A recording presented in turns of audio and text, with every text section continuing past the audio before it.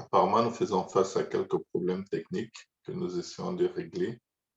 Je ne sais pas si le frère Boaz, de son côté, a constaté.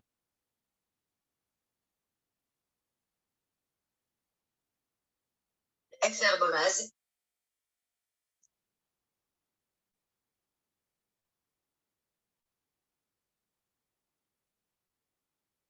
C'est des choses qui arrivent et ça va s'arranger. FR Boaz.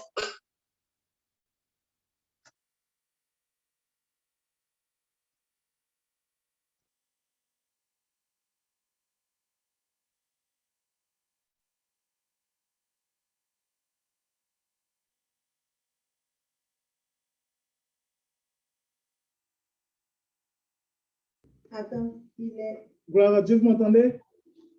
Maintenant, ça passe mieux. C'est beau. Amen. On s'excuse. Ça passe? Vous m'entendez bien maintenant? On reprend l'adoration. Tu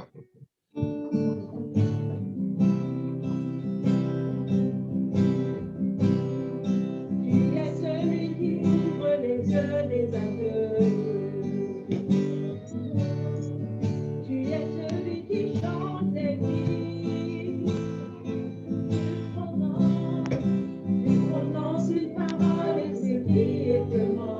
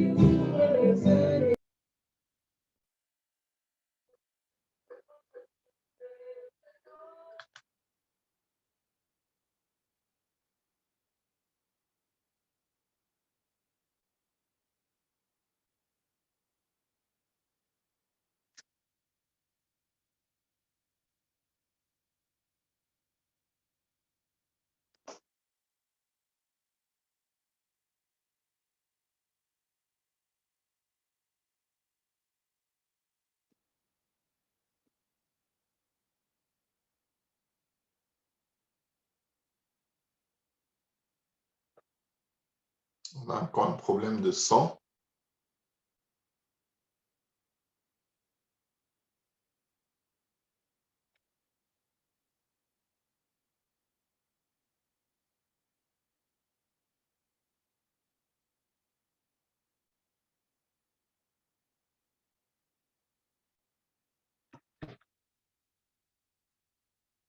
On va essayer de régler ça.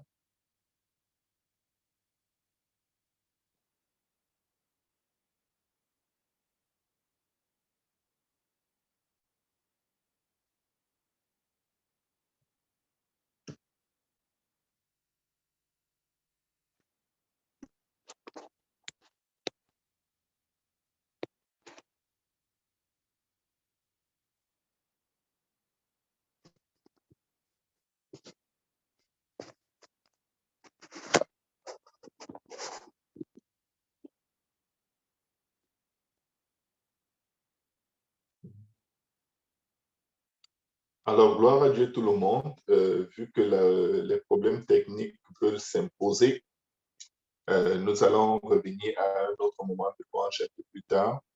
Mais à l'instant, je ressens que nous allons directement prier et aller dans la parole de Dieu. Amen. Et plus tard, on pourra adorer. Amen. On va se donner le temps d'être nourri, d'être béni et de rentrer dans le plein conseil du Seigneur ce soir.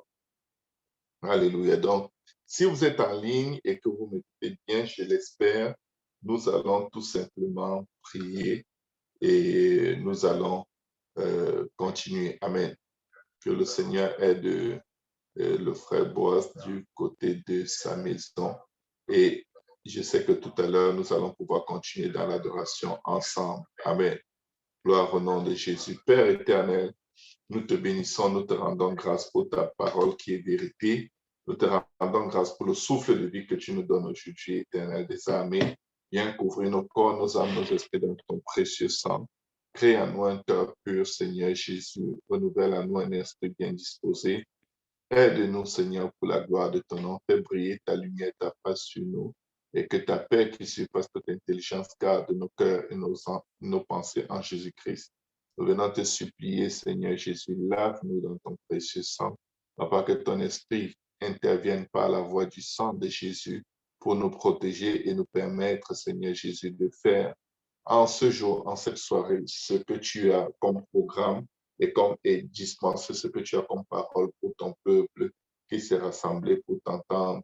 Merci Seigneur, merci pour ta fidélité, merci pour ta bonté. Au nom puissant de Jésus-Christ, Seigneur, nous renversons les autorités, les dominations, les princes des ténèbres, Seigneur, tout esprit de désordre, de confusion, Seigneur, toute force du mal qui s'oppose, Seigneur, à ce que ta parole soit dispensée ce soir. Nous les lions et nous les précipitons dans les abîmes sans fin au nom puissant de Jésus. Que ton règne vienne, Seigneur Jésus. Que ton règne vienne et que ta paix qui surpasse toute intelligence garde nos cœurs et nos pensées en Jésus-Christ. Amen. Alléluia. Soyez bénis, bienvenue. Nous sommes très contents d'être là. Nous allons adorer le Seigneur à un moment. Mais avant, nous allons aller dans la parole de Dieu pour être bénis, donc pour être, comment dire, comblés de la provision que le Seigneur a pour nous ce soir. Amen. Donc, à l'ouverture donc, de ce message, j'aimerais qu'on aille ensemble dans le livre d'Ésaïe 65. Comme vous avez pu voir vous-même le titre du message, c'est la seule prière qui accomplit beaucoup de miracles. Amen. Vous savez, quand Élie a prié et le feu est tombé, Élie n'a pas fait de longues prières. Alléluia. Quand, je ne sais pas qui d'autre dans la Bible a prié, quand les disciples priaient et que les miracles se produisaient, si vous avez constaté, ce n'était pas de longues prières. Amen. Mais c'était des prières qui ont été le fruit d'une longue vie de prière. Je m'explique. La particularité des gens qui ont, par la puissance de l'Esprit de Dieu, accompli de nombreux prodiges et miracles dans la Bible, c'est celle-ci. Ces gens avaient une vie de prière intense, de sorte que quand les situations se présentaient, ils faisaient une courte prière, mais cette courte prière était en fait comme une bombe atomique. Parce que dans les longues prières qui étaient leur quotidien, Dieu les avait entraînés, l'Esprit de Dieu dominait tellement sur leur être que lorsqu'ils priaient dans des situations périlleuses, des situations extrêmement difficiles, ils priaient essentiellement ce qu'il fallait prier pour que les situations changent. Je ne suis pas en train de parler contre les longues prières, mais je veux dire que les longues prières nous amènent à un endroit où on se vide de nous-mêmes et Dieu lui-même commence à nous inspirer comment prier, de sorte que quand des situations particulières se présentent, ça ne te prend pas une heure pour prier pour qu'elle change. Tu dis seulement un mot et Dieu exauce. Amen. Alléluia. Les longues prières nous apprennent à nous disposer afin que Dieu nous vide de nous-mêmes et nous remplisse de lui. C'est pourquoi il y a des gens qui ont une grande foi. mais ils ne prient pas beaucoup. Ils ne prient pas souvent beaucoup. Et quand il y a des situations très difficiles, ils ont confiance que Dieu va faire. Ils ont une grande foi, mais quand ils prient, rien ne se passe parce qu'il n'y a pas cette compression. Il n'y a pas ce cumul de puissance qui accompagne leur prière. Tu peux avoir une grande foi, mais une très, très, très petite puissance dans la prière. Je vais vous donner un exemple. Le Seigneur priait beaucoup quand il était sur la terre. Il passait beaucoup de temps en prière. Mais ses disciples avaient une difficulté. C'était de passer juste 1 heure avec lui en prière. C'était difficile. Ils n'avaient pas une vie intense de prière. C'est pourquoi ils n'ont jamais demandé au Seigneur apprendre à faire des miracles, apprendre à faire des prodiges. Mais ils ont demandé une chose, Seigneur, apprends-nous à prier. Pourquoi? C'est ce qu'ils voyaient, c'est ce qu'ils entendaient. C'était le quotidien du Seigneur. Il se retirait toute une nuit pour prier et le lendemain, il était sur pied pour le ministère. Donc, ils ont remarqué qu'il y a quelque chose que le Seigneur fait avec une diligence, avec une discipline tellement intense. Et quand il s'y met pour longtemps, de sorte que quand il faisait face à n'importe quelle situation, les démons lui étaient soumis, tout lui était littéralement soumis. Comment arriver à avoir une vie de prière où tu dis seulement un mot et la chose s'accomplit? Déjà, pour mieux comprendre cela, il faut que certains principes soient établis. Quand tu pries, tes mots n'impressionnent pas Dieu. Je ne suis pas en train de te demander de ne pas prier, mais je vais te dire, quand tu pries, tes mots n'impressionnent pas Dieu. C'est ton cœur qui impressionne Dieu. C'est ton état d'esprit qui impressionne Dieu. C'est pourquoi il y a des gens qui font beaucoup de prières et qui répètent. Beaucoup de prières n'est pas mauvais, mais c'est la répétition des mêmes choses, croyant que c'est à force de les répéter qu'ils vont être exaucés. Certains prient comme s'ils espèrent étrangler Dieu. Dieu n'est pas étranglable. OK? Tu ne peux pas étrangler Dieu avec tes prières. Tu ne peux pas déprimer Dieu avec tes prières. Tu ne peux pas faire la pression sur Dieu avec tes prières. Psaume 66, verset 18 avant la Bible dit, si j'avais conçu l'iniquité dans mon cœur, le Seigneur ne m'aurait pas exaucé. Regarde, mon frère, ma soeur, vous regardez, vous qui aimez quand vous voyez, regardez, OK? Regardez. Si vous priez avec le mal conçu dans votre cœur, vous allez prier jusqu'à ce que les cheveux poussent entre vos dents. Il n'y aura rien. Alléluia. Vous allez prier jusqu'à ce que toutes vos dents tombent même. Le ciel va être fermé au-dessus de vous comme une dalle. Alléluia. Nous devons faire attention à notre état d'âme quand nous prions. Les états d'âme de haine, les états d'âme de colère, de méchanceté, de rage et d'envie de vengeance dans la prière n'amènent rien de bon. En tout cas, ce n'est pas le Dieu du ciel qui les exauce. Écoutez-moi bien. Ce n'est pas le Dieu du ciel qui les exauce. Psaume 66, verset 18. Si j'avais conçu l'iniquité dans mon cœur, le Seigneur ne m'aurait pas exaucé. C'est un grand homme de prière qui nous rend ce témoignage.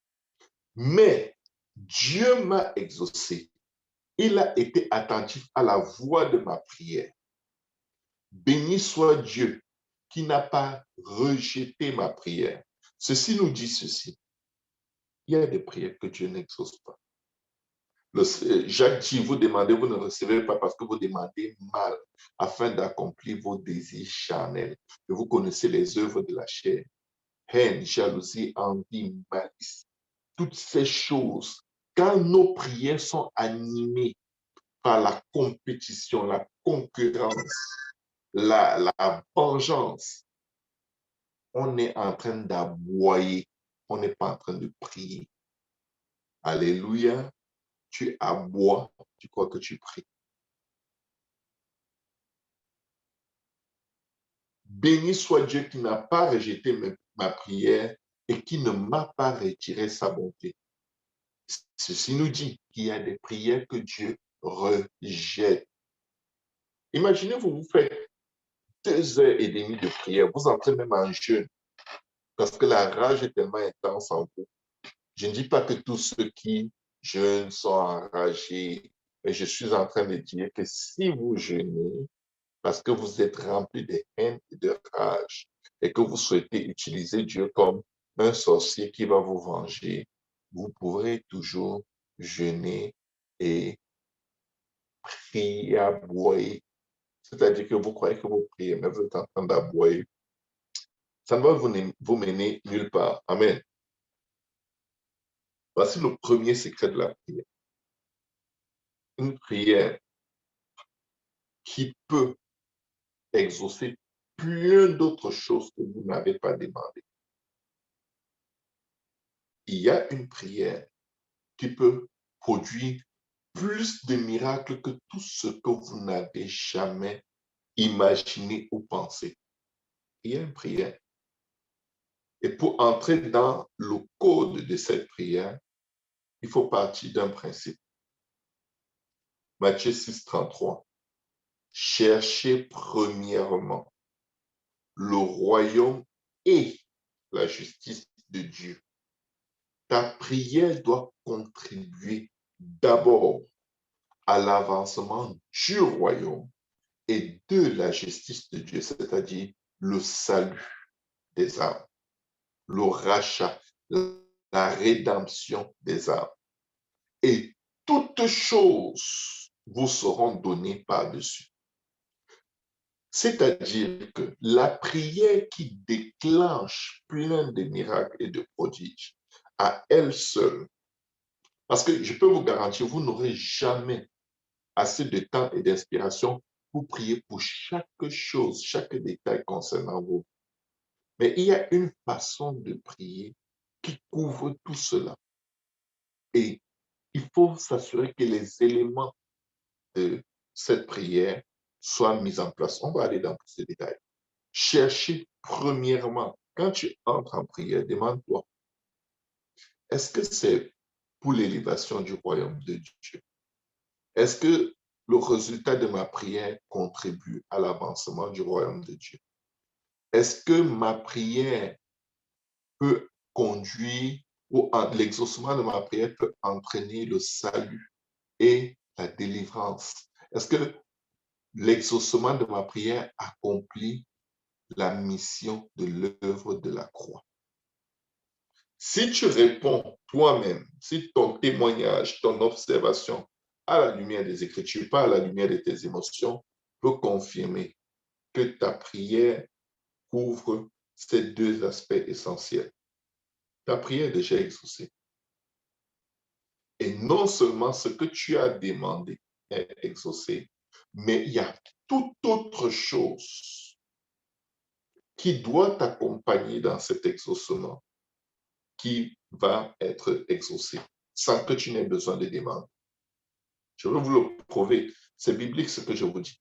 Je vais vous le prouver clair et net, selon que le Seigneur m'a accordé la grâce de voir. Je vais prendre l'exemple d'une fille qui prie pour avoir, non, je vais prendre l'exemple de quelqu'un qui prie pour avoir un boulot. Je vais éviter de parler de mari et de femme. Ça sort seul comme des gadgets dans ma bouche, mais je vais en arriver. Je ne retiens pas la vérité de Dieu. Quelqu'un qui prie pour avoir un boulot. Il prie, Seigneur, je veux un boulot. Éternel, je suis fatigué du chômage. Exauce-moi, Seigneur. J'ai une entrevue demain, Seigneur. Je suis angoissé. Donne-moi le courage. Je t'en supplie, fais qu'on me prenne. Fais comme emploi, fais comme emploi. Vous savez quoi? C'est quelqu'un qui aura le boulot, mais qui va être viré. Il ne va pas durer avec son boulot.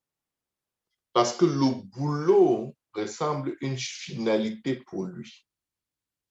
Il ne se demande pas pourquoi est-ce que je chôme d'abord. Pourquoi est-ce que le boulot ne court pas après moi?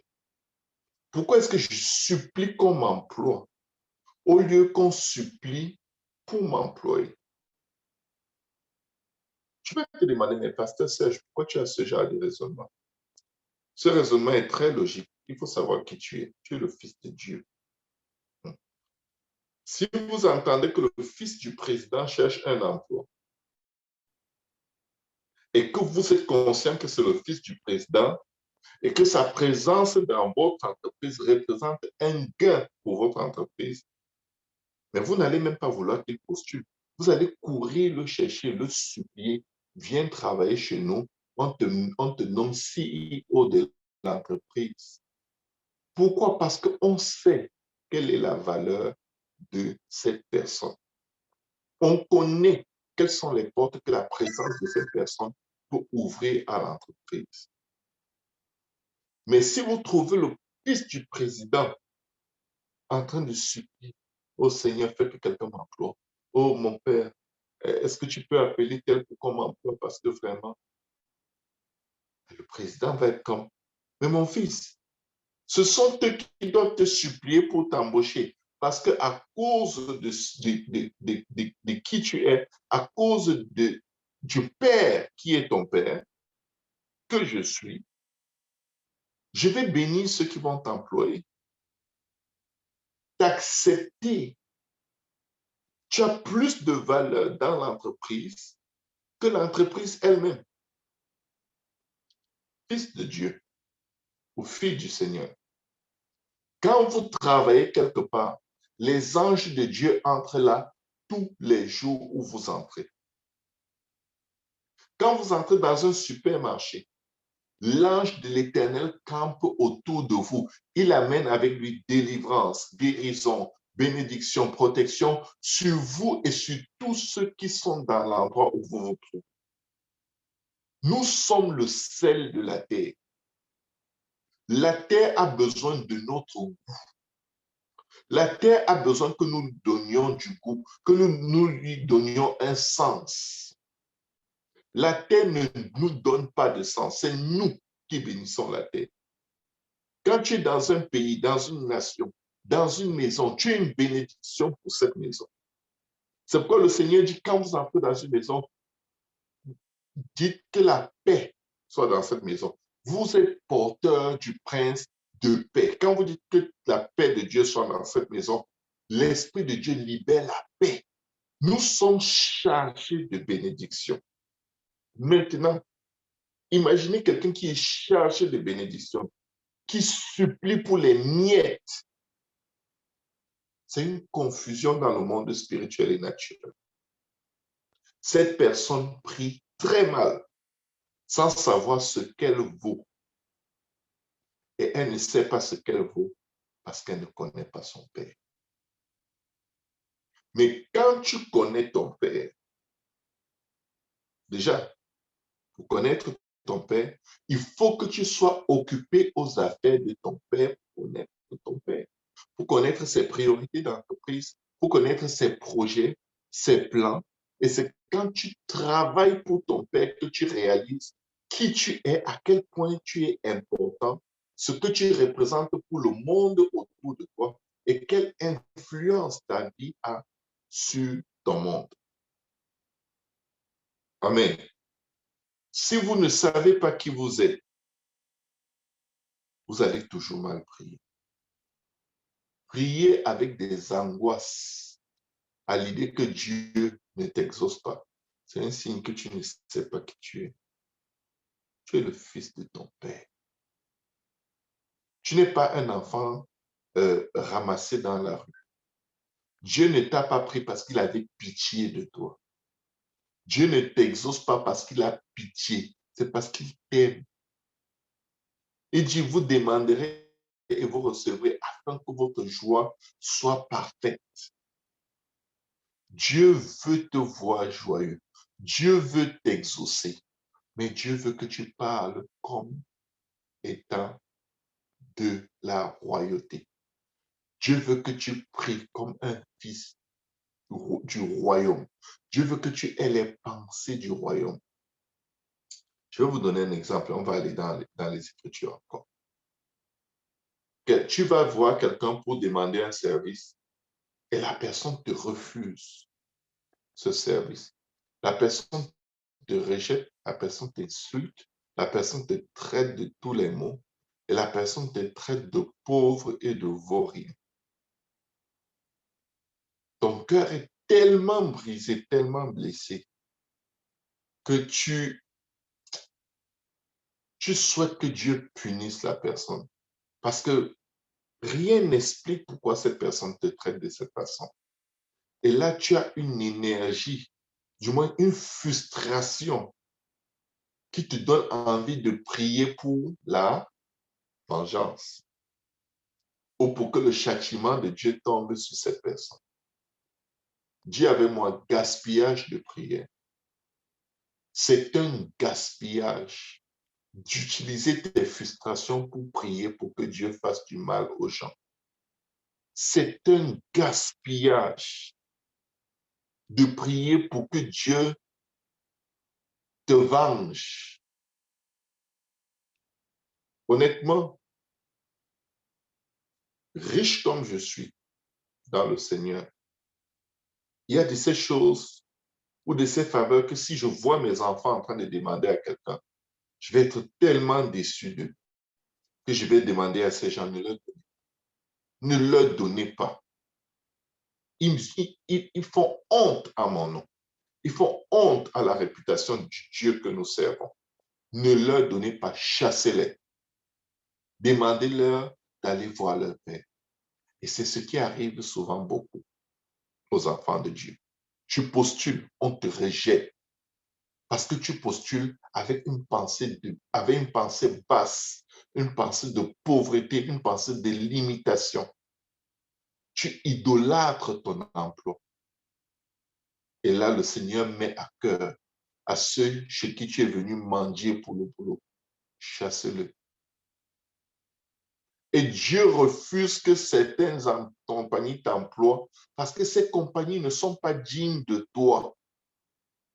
Mais vu que tu ne sais même pas qui tu es, tu te bats, tu supplies, tu vas même négocier pour être pris à embaucher à un endroit où on ne connaît pas ta valeur, où tu ne seras qu'un chiffre parmi d'autres chiffres.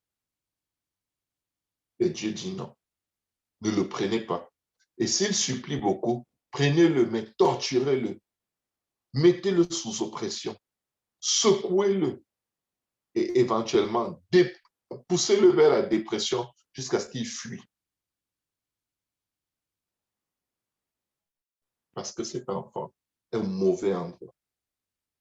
Il a régné le rang royal auquel il appartient. Quoi que ce soit que vous voulez demander à Dieu, cherchez premièrement, si vous voulez que vos prières bougent les choses, changent les situations, que vos prières soient inspirées par les intérêts du royaume des cieux et de la justice de Dieu. Que vos prières soient dépouillées, c'est-à-dire dénues de toute émotion négative, la haine, la jalousie, la calomnie, l'envie, la concurrence. Bénis-moi comme tu as aussi béni Père. Le peuple d'Israël demandait un roi à Dieu comme les autres peuples.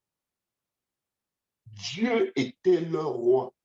Ils n'avaient pas de roi, ils n'avaient même pas d'armée, mais ils étaient invincibles, intouchables. Ils n'étaient l'esclave de personne. Mais les enfants du royaume pris avaient un sens de vanité tellement poussé. Et j'en viens à la question du mariage. Ne prie pas pour te marier. Ne prie plus pour avoir une femme. Ne prie plus pour avoir un mari. Prie pour avoir le cœur qui pourra supporter et aider la personne que Dieu a prévue pour toi avant même que tu ne sois formé dans le sein de ta mère. Prie pour avoir le cœur pour aider cette personne à être sauvée au moment où le Seigneur reviendra chercher son Église. Prie pour avoir la sagesse pour éduquer les enfants que Dieu va te donner au lieu de prier pour avoir un enfant. Parce que ces enfants vont venir, ils vont devenir des idoles. Ils vont être tellement des enfants idolâtrés que leur éducation va être la pire des éducations et ils vont, au lieu de servir Dieu, ils vont servir le diable parce qu'ils sont des objets d'idolâtrie depuis avant même leur naissance, avant leur formation dans le sein de leur mère. Vous savez, mes frères, mes sœurs, nous prions beaucoup mal. Nous prions avec le désir de posséder temporairement. Mais Dieu veut qu'on prie avec le désir d'influencer l'éternité. Non seulement notre éternité, mais l'éternité de toutes les nations que nous foulons de nos pieds. Le Seigneur dit, tout sol que vous foulez de vos pieds, je vous le donne en possession. Pourquoi faire? Certains ont des territoires qui leur sont donnés en possession, mais ils ne savent rien faire avec. Allô? Certains ont des privilèges qui leur sont accordés. Ils ne savent rien faire avec. Les Africains, les immigrants se battent pour avoir les papiers. Je veux les papiers, je veux les papiers. Oh, je manque pour avoir les papiers, je triche pour avoir les papiers. Je fais des enfants à gauche, à droite avec ceux qui ont les papiers pour avoir les papiers. Dès qu'on te donne tes papiers, tu es comme ça. On dit, tu as les papiers, oui. C'est quoi la différence que ça fait dans ta vie? Oh, rien.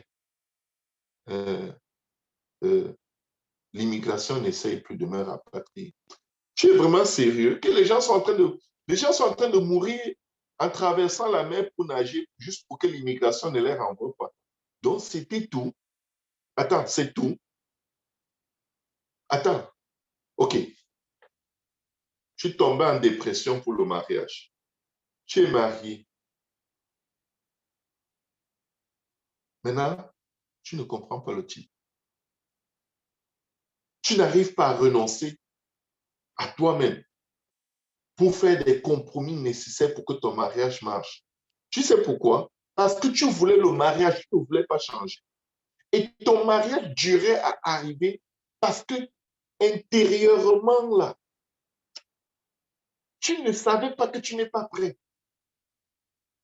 La seule chose qui te donnait l'impression que tu es prêt, c'est ton âge qui augmentait. Mais tu n'étais pas prêt. Je vais vous dire comment être prêt pour le mariage. Prie que personne ne soit jamais une idole dans ton cœur. Dis, Seigneur, si c'est ta volonté, que je sois accompagné par une épouse ou par un époux, si tu es une femme, pour le deuxième cas, et si tu es un homme, pour le premier cas. Seigneur, mets la personne dans ma vie, mais ne le fais pas si je ne suis pas prêt. Ne le fais pas si je n'ai pas, si mon cœur, ma façon de penser et ma façon d'agir n'est pas suffisamment maturé pour aider cette personne à te voir sans tâche ni rien de semblable.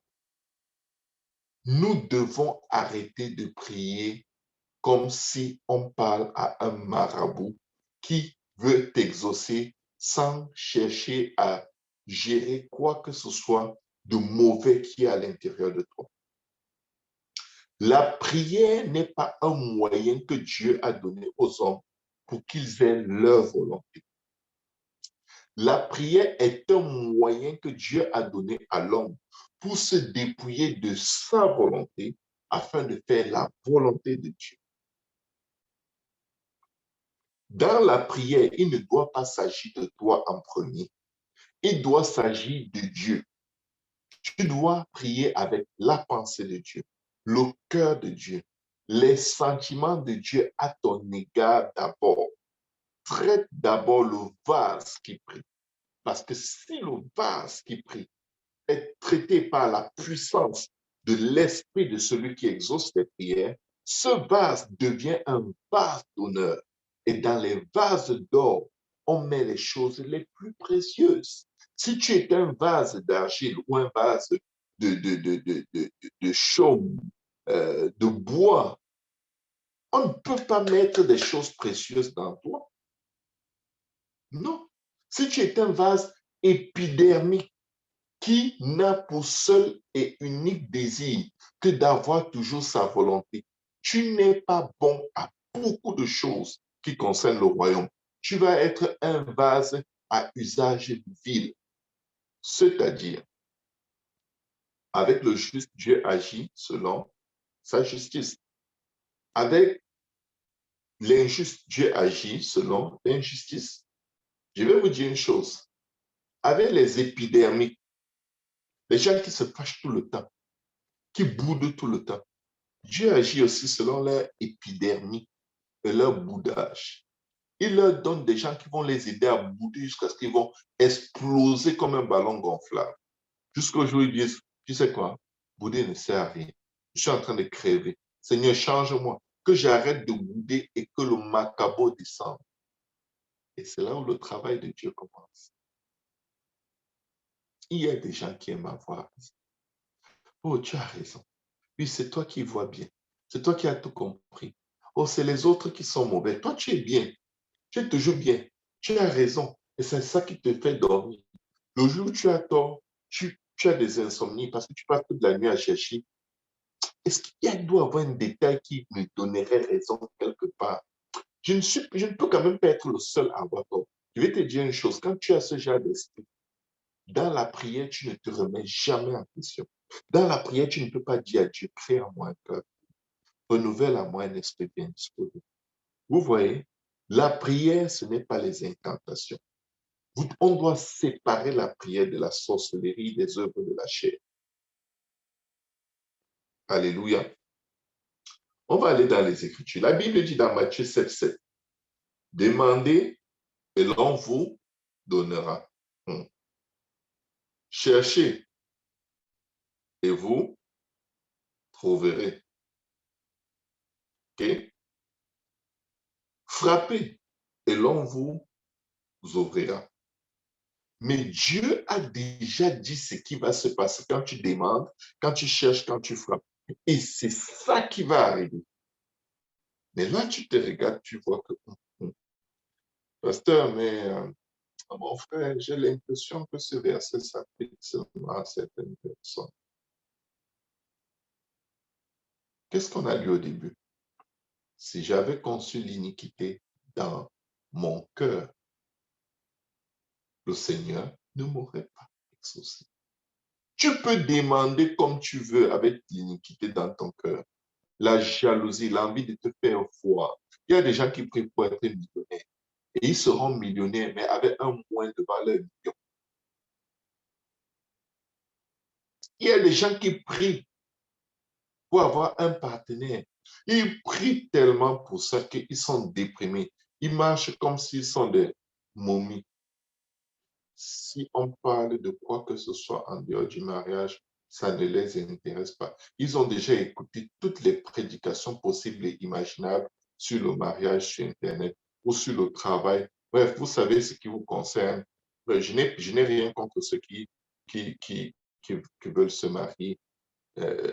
J'aime tellement le mariage, vous ne pouvez pas savoir.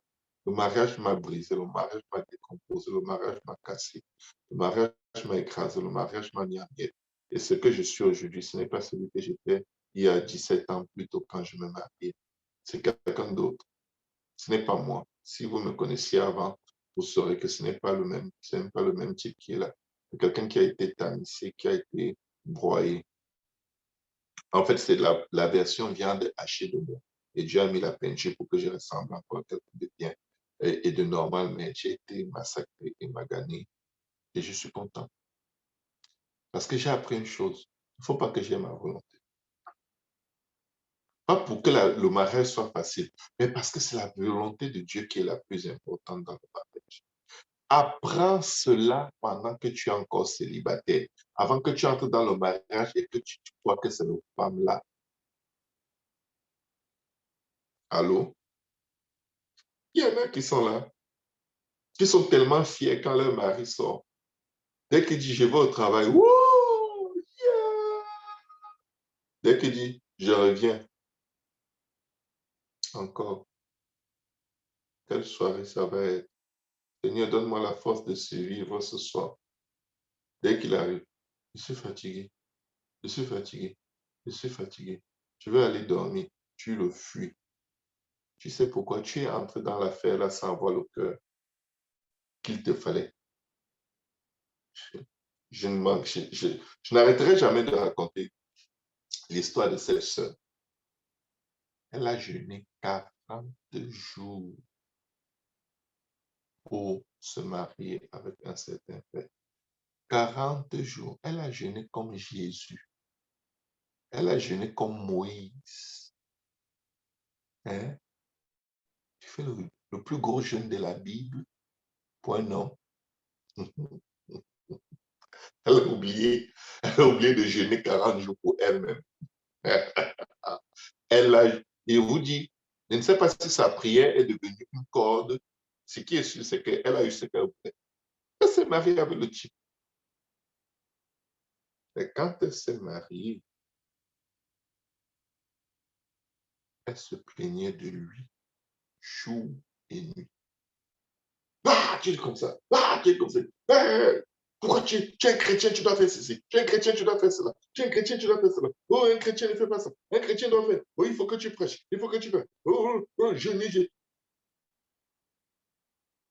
Mais sœur, ouais, comment? Ne jeûne pas pour quelqu'un. Jeûne pour toi.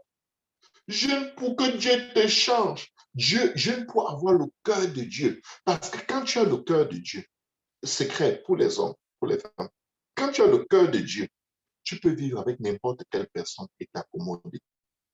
Pourquoi? Dieu vit avec nous tous. Nous tous, ces enfants. Certains d'entre nous ont le comportement des cafards. D'autres ont le comportement des zèbres. D'autres ont le comportement des lions. Les animaux qui sont entrés dans l'âge représentaient toutes les caractéristiques des nations qu'il y a sur la face de la terre. D'autres ont des comportements de sangsues. D'autres ont des comportements de puces de lit. D'autres ont des comportements de colombes. D'autres ont des comportements de, je ne sais pas, anaconda, crocodile, quoi. Mais je vais vous dire, Dieu s'en sort avec nous tous, quel que soit notre comportement. Pourquoi? Il est riche en miséricorde et compassion. Prie par exemple pour avoir plus de miséricorde et de compassion. Ne prie pas juste pour le mariage. Parce que si tu pries juste pour le mariage, tu es en train de prier pour quelque chose que tu ne connais pas. Même si tu dis, ah, j'ai déjà été marié, j'ai une idée de ce que c'est. Ce n'est pas la même personne que tu vas épouser. Hein. OK? Quand tu vas te remarier là, c'est quelqu'un d'autre. L'autre, c'était un dja.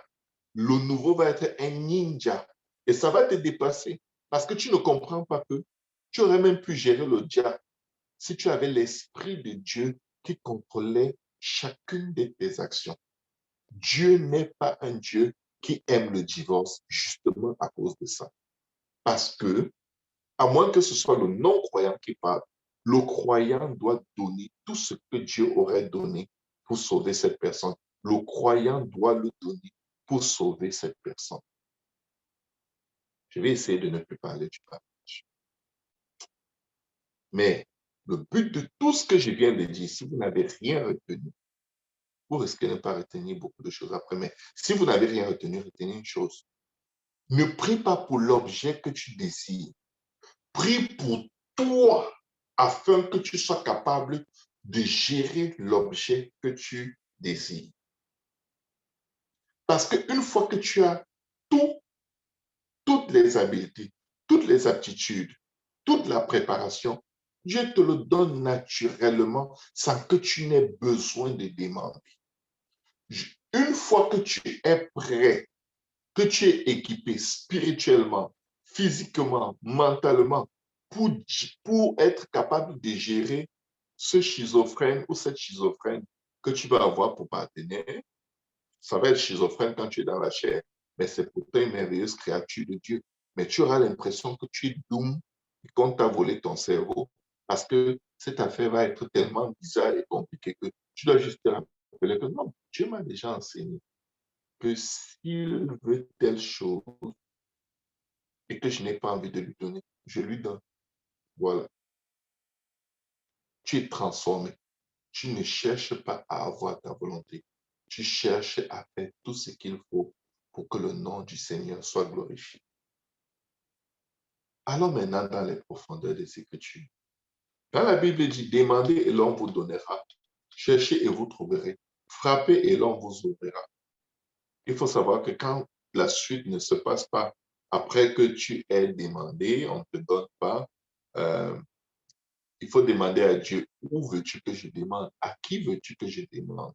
Comment veux-tu que je demande? Et Dieu va t'enseigner.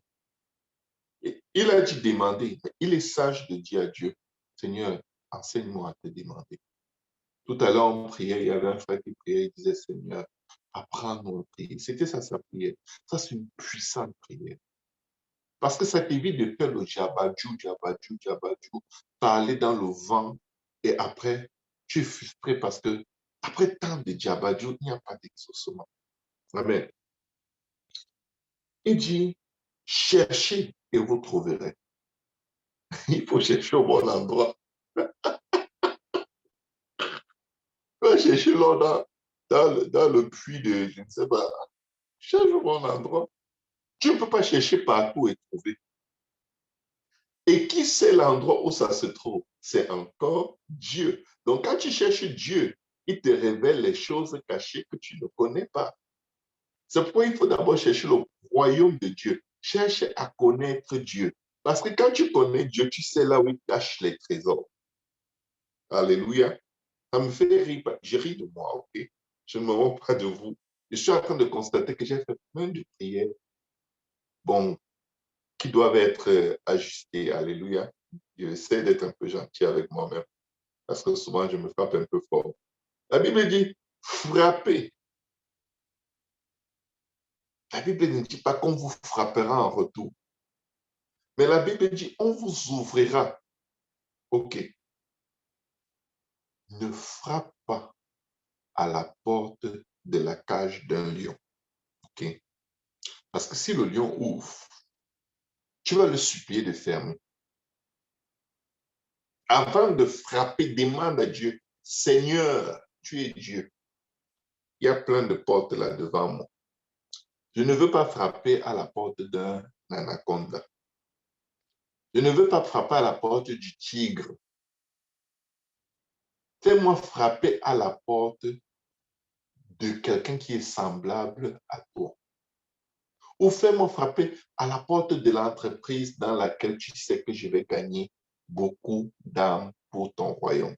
Fais-moi frapper à la porte d'une entreprise où la moisson est mûre, afin que j'entre là et avant que je n'ai fini ma période de probation, que j'aurais même amené mon employeur à la conversion.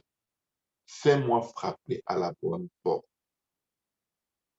Alléluia. Pour revenir sur l'exemple de la personne qui te rejette, qui te méprise, qui te traite de n'importe quoi et qui t'envoie balader.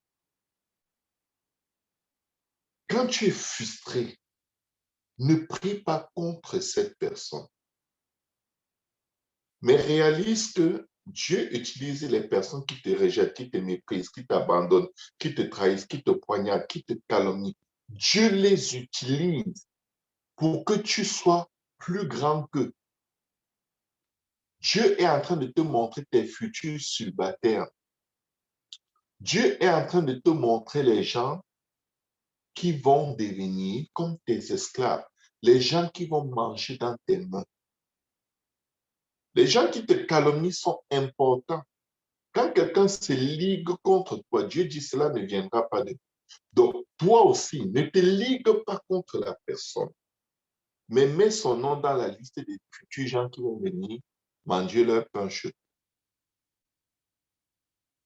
Au même endroit où ils t'ont méprisé, ils t'ont repoussé, ils t'ont abandonné, ils t'ont malmené. C'est à cet endroit-là qu'ils vont venir te dire, est-ce que je peux voir le patron? C'est à toi de décider. Si tu prends la frustration, du rejet, de l'abandon, du mépris, de la haine, de la violence, de la calomnie et de tout ce qu'ils ont dit et fait contre toi, si tu prends cette frustration pour la transformer en amertume et en cicatrice sur ton âme, tu es en train de rater un gros potentiel de miracles et de prodiges dans ta vie. Joseph a vu le feu vendu par ses frères. Ce n'est pas nouveau, il n'y a rien de nouveau sous le soleil. Aujourd'hui, les frères accusent, vendent, trahissent, assassinent même leurs frères. Ça, c'est depuis toujours. Ils assassinent avec leur bouche. Parfois, c'est tes frères qui peuvent être tes démons. De sorte que les démons du diable disent, regarde, on n'a pas de travail dans cette famille. On a déjà des gens qui travaillent là-bas mieux que nous. Peut-être ils vont même avoir les grades du diable à notre place. Amen. Moi, mes frères même, ok? Mais j'ai vu pire. Mes frères et mes sœurs, nous sommes pratiquement passionnés les uns les autres. On s'aime tellement que ça nous crée des problèmes. Mais parfois, tu peux être dans une famille où tes frères te haïssent. Ils te haïssent. C'est comme un parfum qu'ils mettent sur eux. Quand ils te voient, ils te haïssent. Quand ils entendent parler de toi, ils te haïssent. Tout ce qui te concerne, pour eux, c'est mauvais. Tu es mauvais, tu es né mauvais, tu vas mourir mauvais. Ils ont une image tellement mauvaise de toi. Quand ils te donnent leur haine, prends-la, pose-la devant le trône de la grâce. Dis, Seigneur, vraiment, si tu les avais sauvés, ils ne feraient pas ça. Nul ne vient à Christ le Père qui est dans les cieux et la terre. Je leur pardonne, pardon. Attire-les à toi. Parce que si après ils deviennent mes amis dans le Seigneur, c'est mieux. Tu sais ce qui va se passer? Non seulement Dieu va t'élever au-dessus d'eux parce que tu ne les as pas rejoints dans leurs animosités. Dieu va certainement t'élever au-dessus d'eux. Et cette douleur que tu as refusé d'utiliser en frustration et en amertume se transforme en une puissance qui libère ceux qui t'ont offensé de la captivité du diable et de leur tradition religieuse diabolique et te met en position où toute prière que tu fais pour eux, Dieu exauce. La Bible dit, priez pour ceux qui vous persécutent. Bénissez et ne maudissez point. C'est important de dominer les émotions si nous voulons voir Dieu régler 1000 problèmes dans nos vies sur la base d'une seule prière. Nous devons être vraiment détachés de nous-mêmes. Parce que quand nous ne sommes pas détachés du joug et de la manipulation de nos émotions, nous pouvons facilement devenir des serviteurs et des servantes du diable. Le diable veut se multiplier. Le mal que Dieu permet que quelqu'un ou quelque chose te passe, ce n'est pas pour ta destruction, c'est pour te rendre plus grand, plus haut, plus fort. Mais il faut que tu comprennes que Dieu ne t'a pas abandonné. Dieu ne t'a pas laissé. Il a un plan et il a besoin de ta collaboration. Gloire à Jésus. La Bible dit, si vous aviez la foi comme un grain de sénévé, vous diriez à cette montagne, transporte-toi d'ici là, et elle se transporterait. Rien ne vous serait impossible. Matthieu 17, verset 20. On a tous une portion de foi, mais la Bible dit, si vous aviez la foi comme un grain de sénévé, quelque part, les Écritures disent, si vous priez et vous ne doutez point, je crois que c'est dans le prochain passage qui dit, tout ce que vous demanderez avec foi par la prière, vous le recevrez. Matthieu 21, 22. Si vous demandez quelque chose en mon nom, je le ferai. Jean 14, 14. Écoutez, mais voici l'endroit où il faut comprendre que Ce n'est pas des formules à prendre et à appliquer sans examiner soi-même. La Bible dit dans Éphésiens 3, verset 20, Or, à celui qui peut faire par la puissance qui agit en nous. Quelle est la puissance qui agit en toi? La puissance de la convoitise, la puissance de la concurrence, la puissance de l'élévation de soi, la puissance de les gens vont me voir, ils vont dire que oh, Dieu est avec moi. Les gens vont te voir. Tu croyais que tu étais d'abord invisible? Allô? Les gens te voient toujours. Avant toi, il y a eu des gens bénis et après toi, il y en aura. Il faut prier pour que les gens voient Jésus. Jésus. Et tu sais, la démonstration de Jésus, ce n'est pas la plus grosse voiture ou la plus grosse maison ou la plus belle femme que tu as acquis. Ce n'est pas une démonstration de Jésus. Dieu donne toutes ces choses aux justes comme à l'injuste, aux bons comme aux méchants.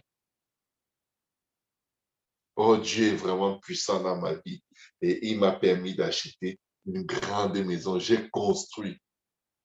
Non, ce n'est pas ça la démonstration de la puissance de Dieu. Là, c'est des accessoires de la terre que Dieu donne à tout le monde, même aux gens qui l'ont régné, même aux gens qui ont donné leur vie à l'ennemi. Allô? Or, à Éphésiens 3:20, or, à celui qui peut faire par la puissance qui agit en nous, infiniment au-delà de tout ce que nous demandons ou pensons. Ah bon? Donc, il peut agir au-delà de mes pensées et de mes requêtes de prière. Oui, mais quand et comment? Selon par la puissance qui agit en nous.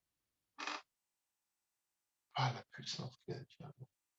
Plus le Saint-Esprit est souverain et au contrôle dans ta vie, plus les miracles, les prodiges, toute autre chose vient après toi. La bénédiction te supplie pour que tu lui fasses une place dans ta vie. Dieu dit qu'il va bénir au point où tu n'auras pas d'espace pour recevoir. Pourquoi? Parce que tu guides tes pas d'après la parole de l'Éternel. Que les méditations de ton cœur et les paroles de ta bouche soient acceptables devant Dieu. C'est là-bas que ça commence. Pourquoi tu demandes à Dieu ce que tu demandes? Je viens prophétiser dans ta vie. Tu vas avoir plusieurs rencontres avec Dieu, comme Salomon en a eu. Mais je vais te dire une chose, tu ne peux pas vivre les prodiges et les miracles que Salomon a vécu avec Dieu sans te préparer. Il faut faire très, très attention. La Bible dit dans Ésaïe chapitre 65, versets 23 à 24, « Ils ne travailleront pas en vain et ils n'auront pas des enfants pour les voir périr. » Des promesses. Car ils formeront une race bénie de l'Éternel. Et leurs enfants seront avec eux. Écoutez bien ceci. Avant qu'ils ne m'invoquent, je répondrai.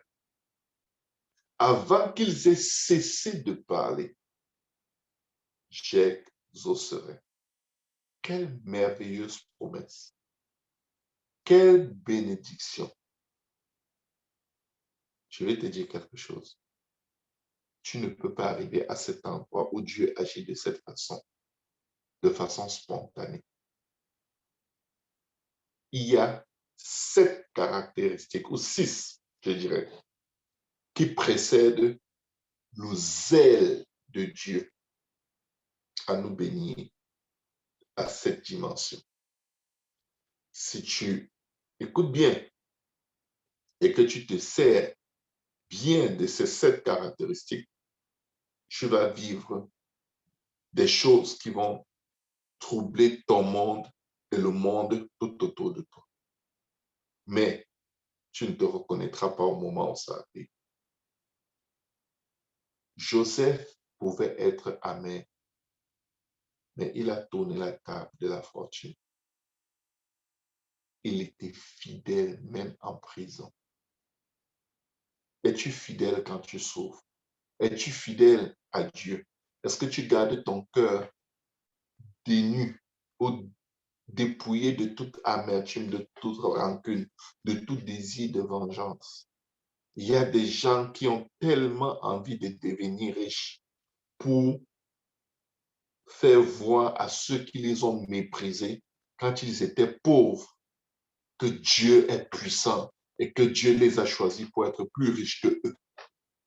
Vous savez, vous allez être pauvre longtemps. Si vous voulez utiliser Dieu pour vous venger, pour vous déchirer, pour vous moquer des gens, pour faire le mal aux autres qu'ils vous ont fait, vous êtes en train de vous mettre le doigt dans l'œil jusqu'à l'omoplate.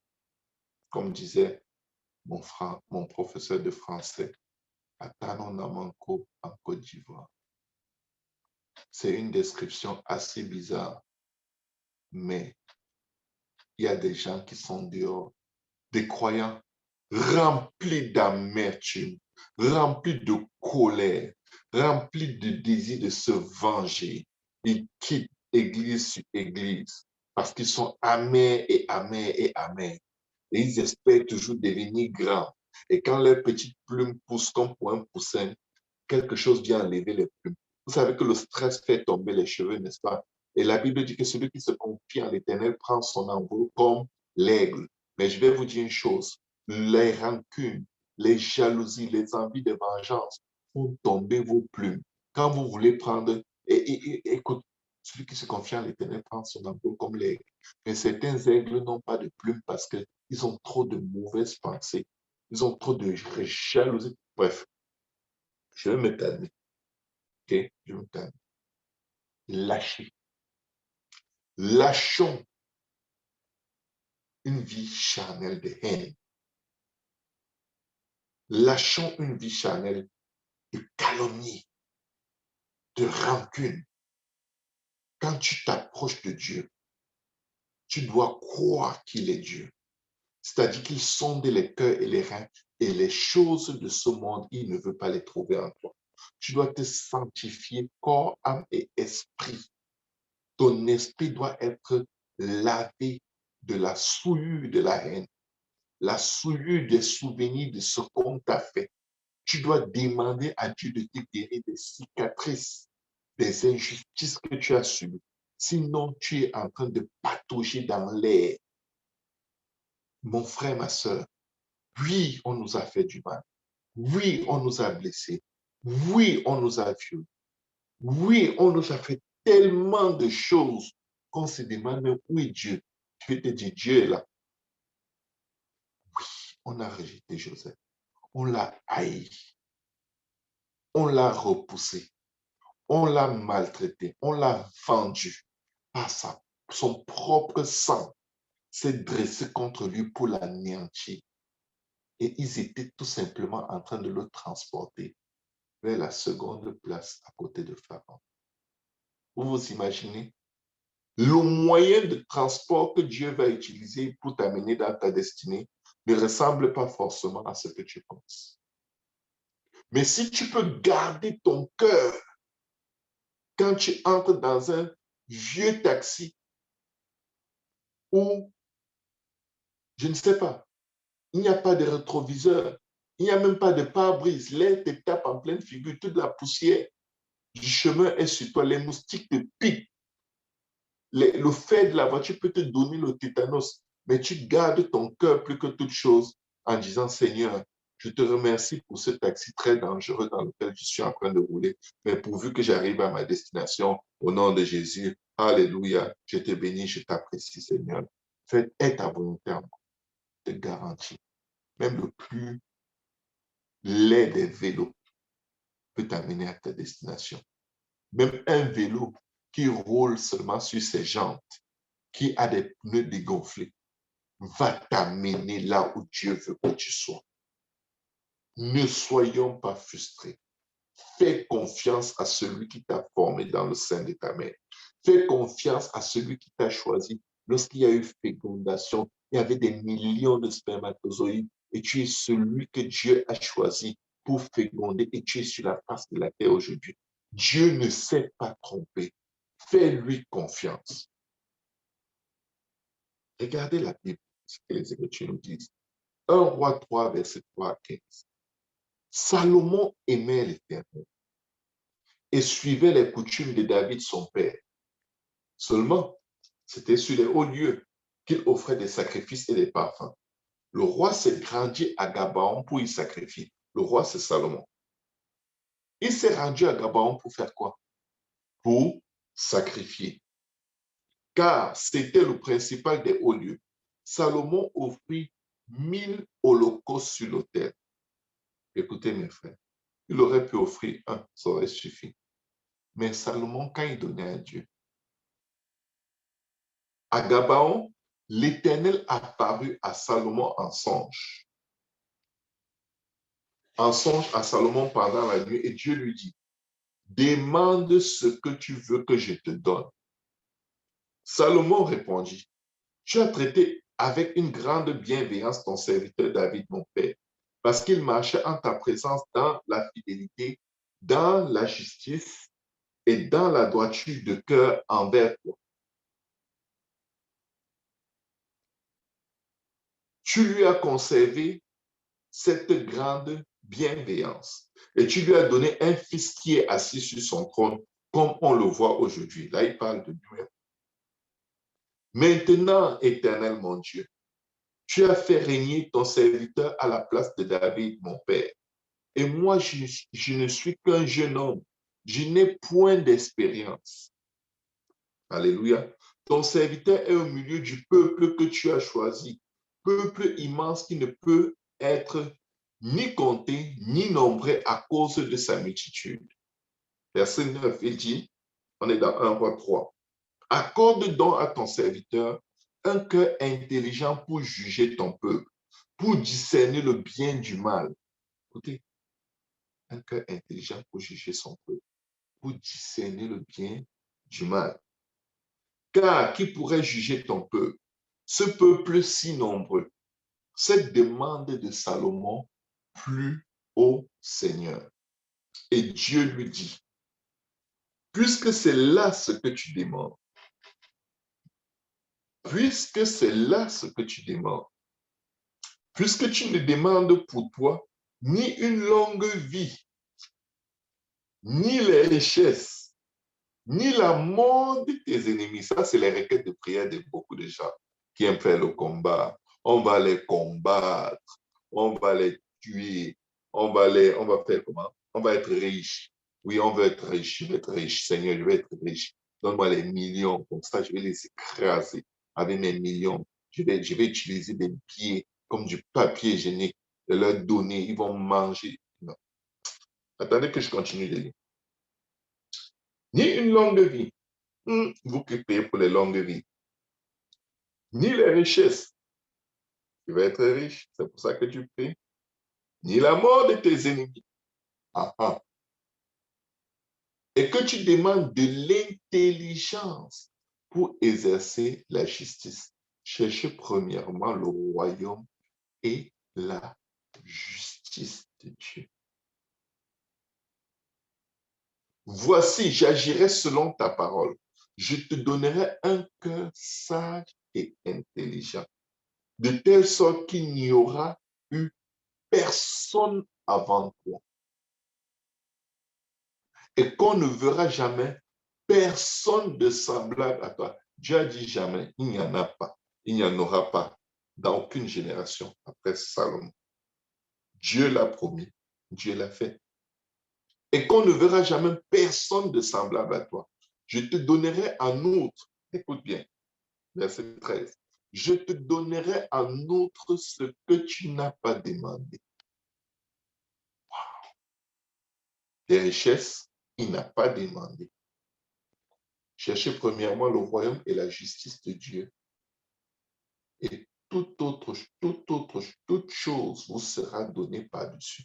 Voici cette parole qui s'accomplit. Ça, c'est la prière qui règle tous les autres problèmes. Voici, j'agirai selon ta parole. Je te donnerai un cœur sage et intelligent, de telle sorte qu'il n'y aura eu personne avant toi et qu'on ne verra jamais personne de semblable à toi. Verset 13. Je te donnerai en outre ce que tu n'as pas demandé, des richesses et de la gloire. Est-ce que vous est déjà arrivé de vouloir prier pour les richesses et vous avez l'impression que quelque chose est en train de taper vos bouches? Hey, ne parle pas de ça, ne parle pas de ça. Ne fais pas ça, ne fais pas cette erreur. Vous voulez prier pour certains besoins que vous connaissez, mais c'est comme si quelque chose bloque vos bouches. Arrête, laisse. Je vais vous dire pourquoi. Parce que le vrai besoin est autre que ce que vous avez déterminé comme étant le besoin. Le vrai besoin est à l'intérieur de nous.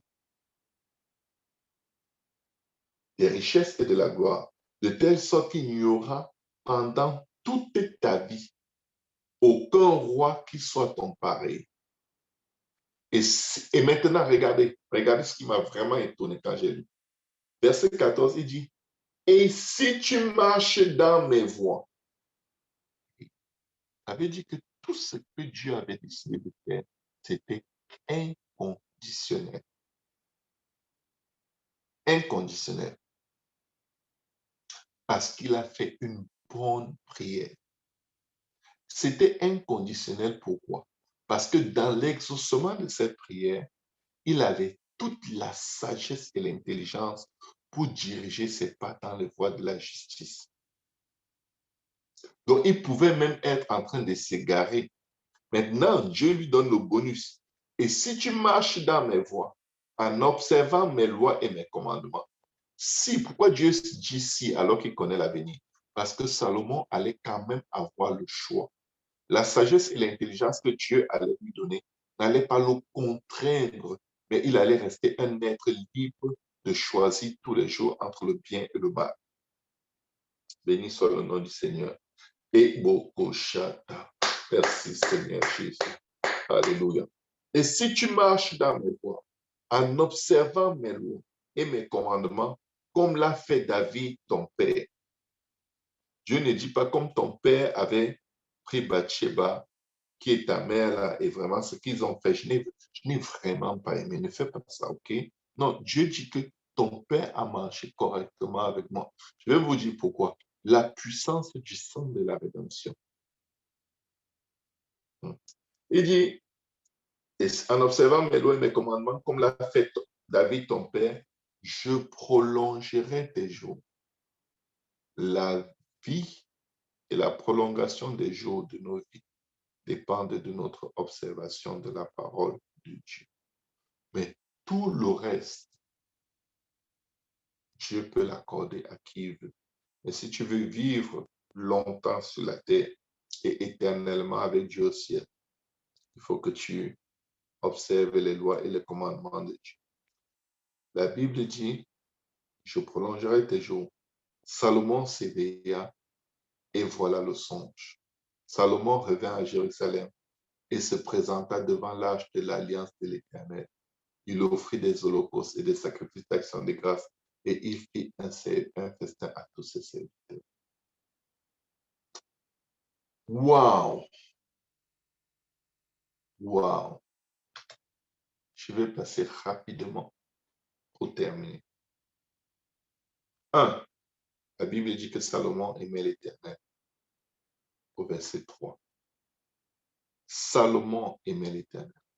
Écoute, ô Israël, l'Éternel, notre Dieu, est le seul Éternel. Tu aimeras l'Éternel, ton Dieu, de tout ton cœur, de toute ton âme, de ta pensée, de toute ta force. Et ces commandements que je te donne aujourd'hui seront dans ton cœur.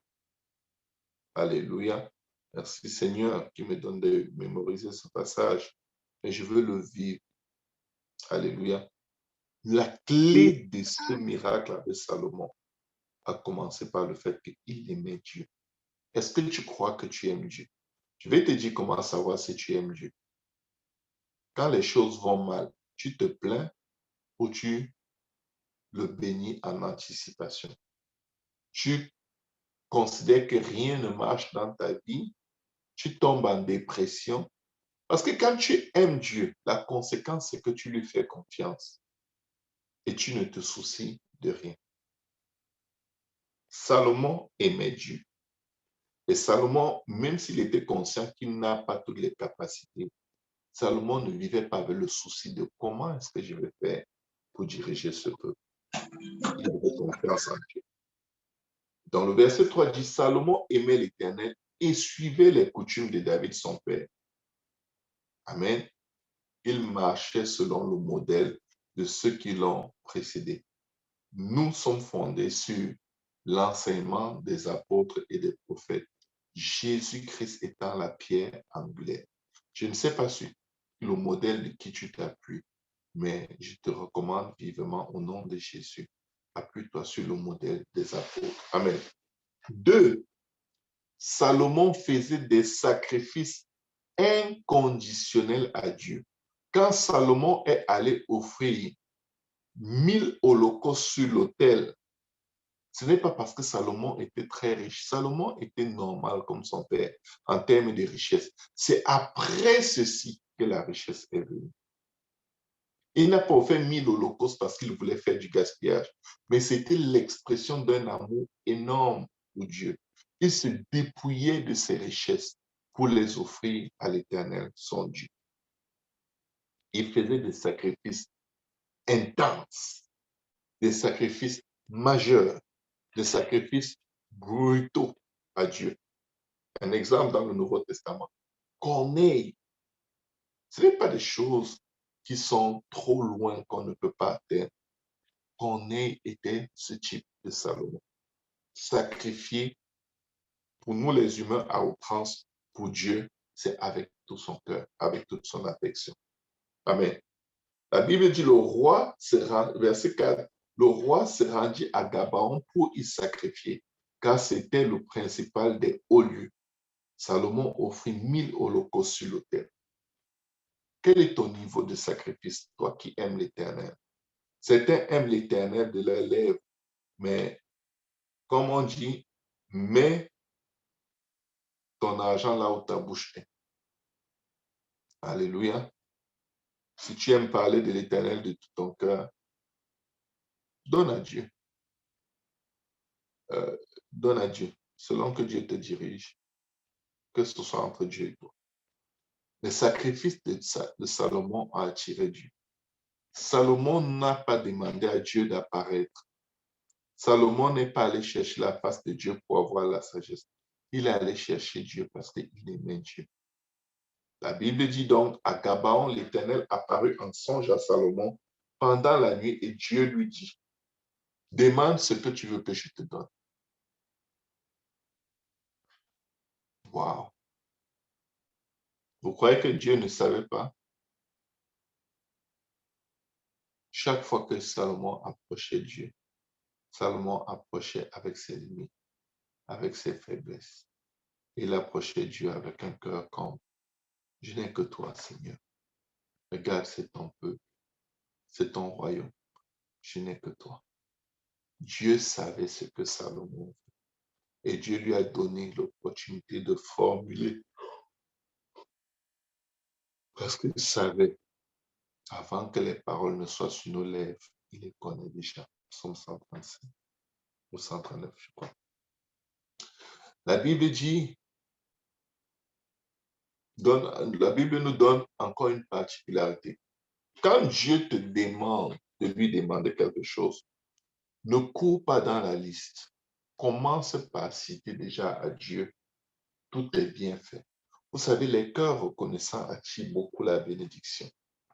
Si je rencontre quelqu'un qui raconte les bonnes choses que j'ai faites pour cette personne, j'ai tout de suite envie de faire encore. Parce que je réalise que, waouh, ma vie fait tellement de sens pour cette personne. Regarde, même s'il faut que je continue à donner à cette personne pour accomplir ma destinée, c'est à cette personne-là que je donne. Dieu aime donner à ceux qui sont reconnaissants. Tu demandes une chaussure à Dieu, il t'a donné les habits, tu n'as jamais dit merci. Quand tu viens demander la chaussure, dis d'abord, rappelle à Dieu comment il a été fidèle avec les habits. Rappelle-lui. Et rappelle-lui comment c'est bien d'accompagner ses vêtements avec une paire de chaussures pour que tu puisses aller apporter sa parole encore plus loin. Amen. Salomon répondit, tu as traité avec grande bienveillance ton serviteur, mon père, parce qu'il marchait en ta présence dans la fidélité. Salomon n'a mentionné aucun péché de son père. Allô? Maintenant, cinquième point. Donc, le premier point, c'était Salomon aimait Dieu. Deuxième point, Salomon faisait des sacrifices. Troisième point, les sacrifices de Salomon étaient tellement intenses qu'il a attiré Dieu. Quatrième point, Salomon comptait les bienfaits de Dieu. Cinquième point, Salomon marchait humblement devant Dieu. Michée 3, 8, non, Michée 6, 8. Peu importe, vous allez lire vos Bibles dans le livre de Michée. On t'a fait connaître aux hommes ce qui est bien et ce que l'Éternel attend de toi. C'est que tu pratiques la justice. Cherchez premièrement le royaume et la justice de Dieu. Que tu aimes la miséricorde.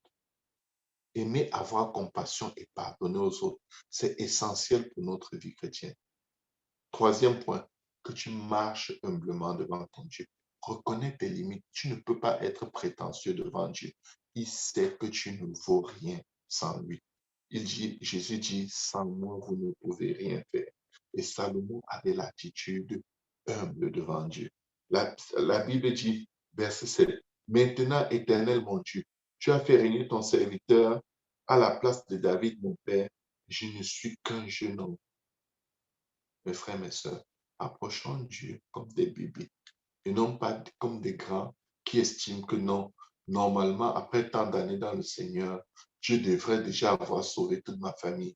Comme Dieu n'a pas sauvé toute ma famille, vraiment, ce n'est pas la peine. Mais les situations s'aggravent dans ma famille. Ah, je laisse Dieu, je quitte. Je ne lui fais plus la faveur d'être croyant. Je vais me débrouiller tout seul. Je vais fabriquer mon ciel et mes nuages et mes anges. Et je vais faire mon enlèvement. Je vais aussi fabriquer ma trompette et je vais souffler dedans. Et si ça n'éclate pas en plein visage, peut-être je vais me retrouver dans le ciel. Vous savez, il faut arrêter. Il faut arrêter de prendre Dieu pour votre mouton. Il faut arrêter la corruption spirituelle de servir Dieu parce que Dieu a fait ceci, parce que Dieu a fait cela.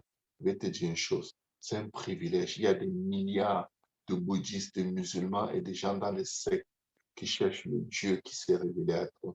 Et tu te permets de parler de Dieu comme si, oh, je ne vois même pas à quoi ça sert de servir Dieu.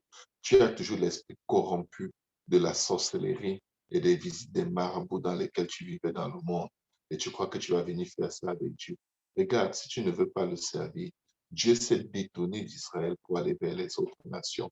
Ne crois pas que Dieu ne peut pas se détourner de toi pour choisir tes frères, tes soeurs, même tes enfants. Tu n'as qu'à faire la grosse tête avec Dieu. Dieu a un casse-noisette spécial pour te sauver malgré ton éloignement et ton égarement. Nous sommes des hommes. Nos pensées sont trop petites. C'est pourquoi le Seigneur dit nos pensées ne sont pas ses pensées et nos voix ne sont pas ses voix. Nous devons craindre Dieu. Nous devons craindre Dieu. Que Dieu te bénisse ou qu'il ne te bénisse pas comme tu penses. Béni soit le nom de l'Éternel. Marchons avec une attitude humble, une attitude de révérence devant Dieu. Alléluia. Et il lui dit, et dans la droiture de cœur envers toi, tu lui as conservé cette grande bienveillance et tu lui as donné un fils qui est assis sur son trône, comme on le voit aujourd'hui. Non, plutôt au verset 7, il dit, maintenant, Éternel mon Dieu, tu as fait régner ton serviteur à la place de David, mon père, et moi, je ne suis qu'un jeune homme. Seigneur, je ne suis que poussière. Seigneur, je ne suis rien. Vraiment, à cause de ta miséricorde. Je ne veux même pas dire que je t'ai servi, pas à cause de quoi que ce soit que je t'ai donné ou que j'ai fait pour toi. Parce que ta parole déclare, après avoir fait toutes ces choses, considérez-vous comme des serviteurs inutiles. Toi qui es là, qui écoute aujourd'hui et qui te dit, comment est-ce que je peux servir Dieu? Je sers Dieu, je sers Dieu et telle chose m'arrive. Je vais te dire une seule chose, tu ne sers pas Dieu. C'est Dieu qui se sert de toi pour accomplir ses desseins parce que c'est lui qui produit en toi le vouloir et le faire. Et au lieu de réclamer une récompense, tu ne peux pas te permettre de réclamer quoi que ce soit à Dieu parce que Dieu ne te doit rien. Tu ne lui as encore rien donné pour tes intestins qui fonctionnent bien, alors que des gens utilisent des poches pour faire leurs excréments. Tu ne lui as encore rien donné pour ta capacité d'aller aux toilettes et faire pipi, alors que des gens utilisent des sondes pour faire sortir les urines. Tu n'as encore rien donné à Dieu pour l'air que tu respires, alors qu'il y a des gens qui ne peuvent plus vivre sans appareils respiratoires. Tu n'as encore rien donné à Dieu pour tes battements de cœur, alors qu'il y a des gens qui doivent utiliser des pacemakers, quelque chose comme ça, pour garder leur cœur dans un battement chronologique normal pour vivre. Il faut éviter de se présenter devant Dieu avec une liste d'exigences, mais il faut venir humblement comme son bébé, comme son, comme quelqu'un que Dieu a tellement aimé qu'il lui a accordé le privilège de croire en son nom. Nous devons faire attention. Dieu n'est pas ton boss que tu méprises dans le dos au travail. Tout ce que tu penses, même en ce moment où tu écoutes cette parole, tout ce que tu penses de moi, de qui que ce soit, même de Dieu, Dieu le voit, Dieu l'entend. Et il faut simplement dire, aie pitié de moi, Seigneur. Sonde-moi, Seigneur, et connais mon cœur. Si je marche dans la voie de la perdition, ramène-moi dans la voie de l'éternité. C'est la meilleure attitude à avoir en ce moment et en tout moment avec Dieu. Amen. Il marchait humblement devant Dieu. C'était le 5e point. 6e point, la demande de Salomon avait pour but de mieux servir Dieu dans la capacité dans laquelle Dieu l'avait appelé, c'est-à-dire en tant que roi. Tes demandes te servent à quoi? À quel point est-ce que ce que tu demandes à Dieu va te permettre de mieux servir Dieu? Mes frères et sœurs, même si Dieu fait de nous tous des milliardaires, ça ne va pas nous faire servir Dieu. Tu ne peux pas servir Dieu étant milliardaire alors que tu ne le sers pas quand tu n'es pas milliardaire. Le service de Dieu, c'est généralement une continuité de ce qu'on a été dès le moment où il nous a appelés. Ce n'est pas les moyens que Dieu te donne pour mieux le servir qui font que tu serves Dieu. Salomon sacrifiait des milliers à Dieu, des milliers d'holocaustes. Sa richesse n'est venue que l'aider à continuer de sacrifier des milliers et des milliers et des milliers. Ce que tu as, ce que tu peux faire, fais-le maintenant sans les moyens que tu espères. Et les moyens viendront pour être une continuité de ce que tu fais déjà. La demande du roi Salomon avait pour but de mieux servir Dieu en tant que roi. Il dit, accorde donc à ton serviteur un cœur intelligent pour juger ton peuple, pour discerner le bien du mal, car qui pourrait juger ton peuple, ce peuple si nombreux. Waouh! Il demandait la sagesse. Il aurait pu demander des richesses en se disant, waouh, je sacrifie déjà beaucoup pour toi. Seigneur, donne-moi plus pour que je sacrifie encore. Ça, c'est les calculs que certains gens font. Oh Seigneur, cette année, je t'ai donné tel montant dans les offrandes. Donne-moi plus pour que l'année prochaine, je puisse plus donner.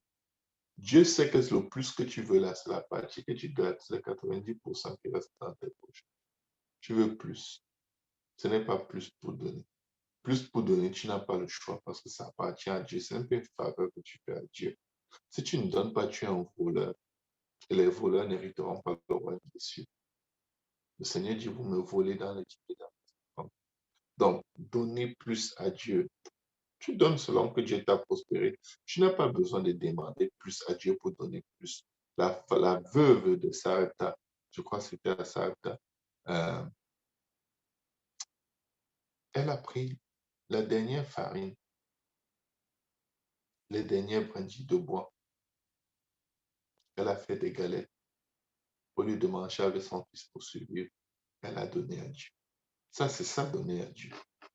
Donner ce qui te coûte quelque chose. David dit, je n'offrirai pas à Dieu quelque chose qui ne m'a rien coûté. Se demande plus au Seigneur. C'est le 7e point.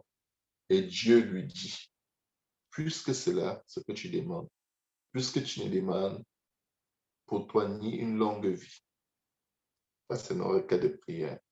Quand on dit je ne mourrai pas, j'y vivrai, c'est bien, mais pardon, ne souhaite pas vivre éternellement sur la terre. Tu vas porter les couches, tes dents vont tomber, tu auras les dentiers. C'est les gens qui vont te tourner et te retourner dans les lits des vieillards, des personnes âgées. Ton corps va commencer à se décomposer et tu vas sentir. Tu vas supplier l'amour de venir te délivrer de ce corps de galère. Ne prions pas pour ne pas mourir, mais prions pour ne pas mourir par la main des hommes, par la main du diable, mais mourir dans le temps et la volonté de Dieu. Seigneur, que je ne meure pas avant le temps que tu as prévu. Que je ne meure pas, Seigneur Jésus, par le fruit de la méchanceté des hommes. Que je ne meure pas, Seigneur Jésus, par les artifices de sorcellerie et des empoisonnements. Que je ne meure pas à cause du péché, à cause des iniquités, à cause des rancunes, des envies, des jalousies, des adultères, des impuretés et des impudicités, du mensonge et de la calomnie. Mais que je meure et que même ma mort te glorifie, car la mort de celui que tu aimes est un gain. Alléluia. Dieu lui a donné au-delà. Au-delà. Il dit, je te donnerai en autre ce que tu n'as pas demandé. Vous n'avez pas besoin de tout demander pour que Dieu vous donne tout. Vous avez juste besoin de demander la bonne chose. Un cœur pour servir Dieu et aimer Dieu de tout votre cœur, de toute votre âme, de toute votre pensée et de toute votre force. Un cœur de sagesse et d'intelligence avec la crainte de l'Éternel. C'est tout ce que Dieu cherche en nous. La Bible dit que euh, Dieu étend son regard sur la face de la terre pour faire du bien à ceux dont le cœur est tout entier à lui. Dieu cherche des gens à bénir. Il n'en trouve pas assez. Dieu cherche des gens à élever. Il ne trouve que des gens qui ont des projets de dictatoriat, des projets d'être des dictateurs. Dieu cherche des gens à qui donner des maris et des femmes. Il ne trouve que des futurs idolâtres qui vont vouloir se suicider parce que ce mariage les a dépassés. Dieu cherche des gens à qui donner des enfants. Dieu cherche qui bénit. Dieu est comme une mère qui a beaucoup de lait à donner à ses enfants, mais les enfants ne veulent pas téter. Le lait fait mal.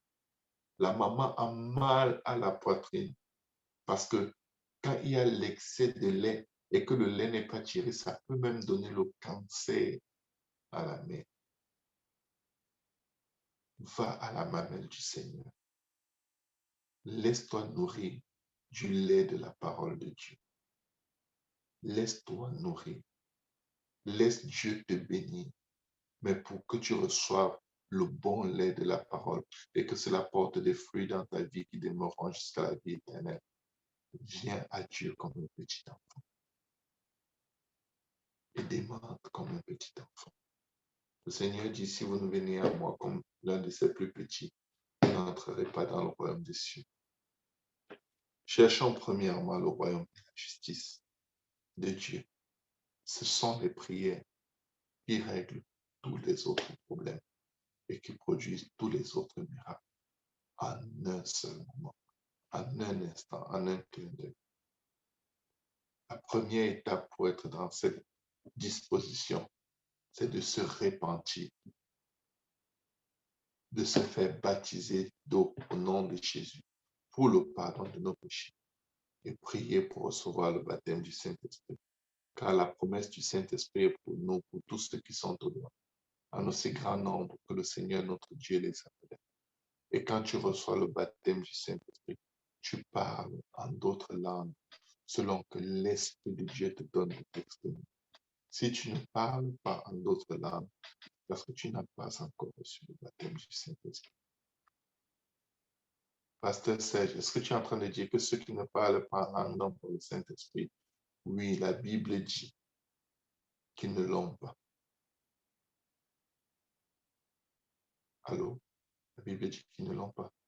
Je connais quand le Saint-Esprit est descendu sur Corneille et sa maison. Les disciples qui étaient avec Pierre étaient dans l'étonnement parce qu'ils entendaient les païens parler en d'autres langues.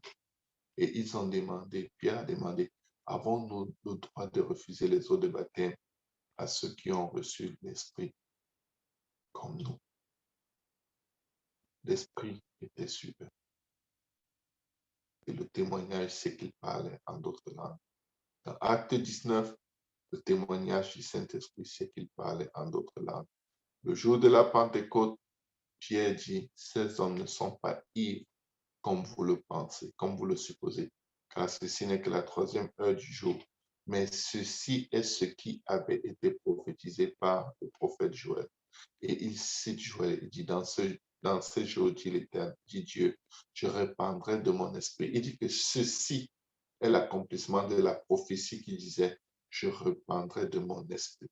Ceci, c'est quoi? C'est le fait qu'eux, ils parlaient en langue et les gens pensaient qu'ils étaient ivres. Et toutes ces langues signifiaient quelque chose. C'est pourquoi ceux qui les écoutaient pouvaient discerner dans leur parler en d'autres langues leur propre langue maternelle. Quand tu parles en langue, tu parles une langue spirituelle, mais tu parles aussi une langue que tu ne comprends pas, que tu ne connais pas, qui peut être une langue des hommes, selon que l'Esprit de Dieu va t'exprimer. Donc nous devons être des personnes qui vivent une vie de repentance. Nous devons être baptisés au nom de Jésus pour le pardon de nos péchés. Et nous devons prier pour recevoir le don du Saint-Esprit. Car la promesse est pour nous, pour nos enfants et pour tous ceux qui sont au loin, en aussi grand nombre que le Seigneur notre Dieu les appelle. Éphésiens 3:20 dit, or à celui qui peut faire par la puissance qui agit en nous. Quelle est la puissance qui agit en toi? Est-ce ta puissance ou la puissance du Saint-Esprit? La Bible dit qu'il peut faire infiniment au-delà de tout ce que nous demandons ou pensons. La Bible dit dans Philippiens 4, 13 et 19, je puis tout par celui qui me fortifie. Qui te fortifie, mon frère? Alléluia. Et mon Dieu pourvoira à tous vos besoins selon sa richesse avec gloire en Jésus. C'est pourquoi tu dois naître de nouveau. Tu dois naître d'eau et d'esprit. Sinon, tu n'entreras pas dans le royaume des cieux. Sinon, tu ne verras pas le royaume des cieux. Amen. La Bible dit dans Hébreux 4:16, approchons-nous donc avec assurance du trône de la grâce afin d'obtenir miséricorde et de trouver grâce pour être secouru dans nos besoins. Dieu connaît nos besoins. Dieu connaît nos besoins. Quand tu t'approches du trône de la grâce, demande à Dieu de changer ton cœur. Demande à Dieu de te transformer par le renouvellement de ton intelligence et il va se charger de tes besoins. S'il t'inspire des besoins pour lesquels tu dois prier, fais-le. Mais le premier vase sur lequel Dieu veut travailler quand nous nous approchons de lui, c'est nous-mêmes. Amen. Alléluia. Merci Seigneur. Maintenant, nous allons prier. Est-ce que quelqu'un a des questions pour ceux qui sont en ligne? Je ne sais pas si j'ai encore des gens sur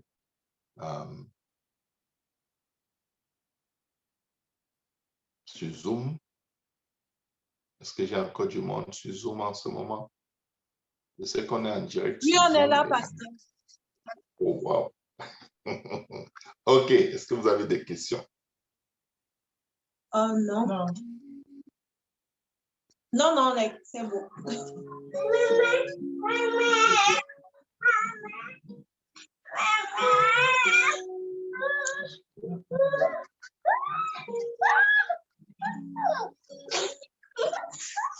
On dirait qu'il y a un enfant qui veut poser des questions et tout. Alléluia. Nous allons donc prier pour conclure, vu que personne n'a de questions.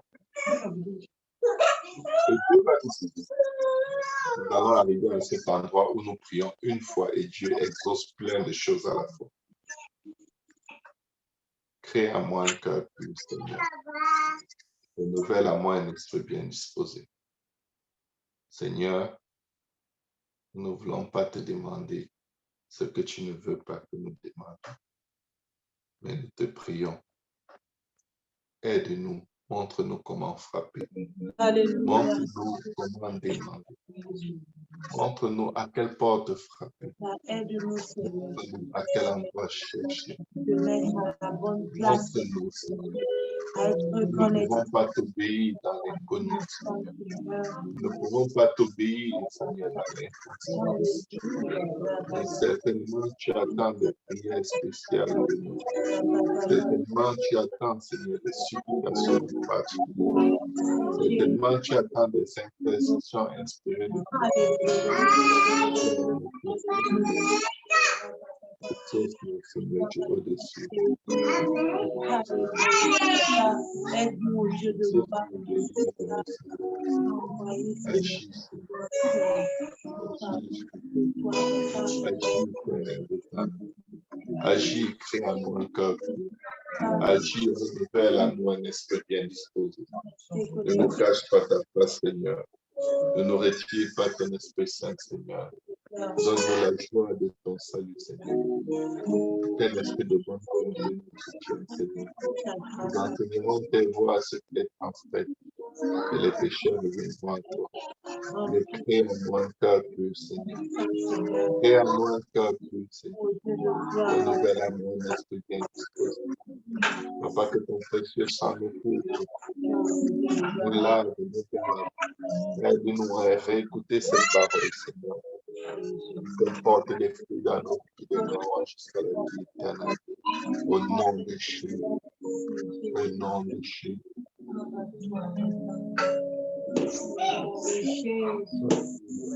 Est-ce qu'on peut acclamer le Seigneur? Merci, Seigneur.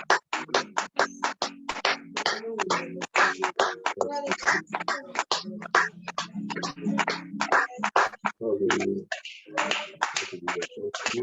On va prier pour Pasteur Kaouti, pour toute l'équipe d'évangélisation au Congo en ce moment, le missionnaire au Guinée, le Pasteur Pablo qui est en route vers le Canada, que Dieu nous aide et que priez pour moi aussi afin que je revienne le plus vite possible au milieu de mon peuple. Amen. Et j'ai hâte. Je ne peux pas savoir combien on valorise ces gens quand on est loin, hors de contrôle et hors de notre propre volonté. Que le Seigneur vous bénisse, que le Seigneur vous fortifie, que le sang de Jésus soit la réponse à l'accusateur de vos âmes et que un esprit de royauté Amen. dans nos cœurs et dans nos pensées, afin que nous ne vivions pas à l'ombre alors que nous pouvons vivre dans la lumière, afin que nous ne vivions pas comme des prolétaires, des pauvres, alors que en Jésus, nous sommes riches. Et fortifiés au nom de Jésus. Amen. Amen. Frère Boaz, si tu peux nous conduire dans la louange.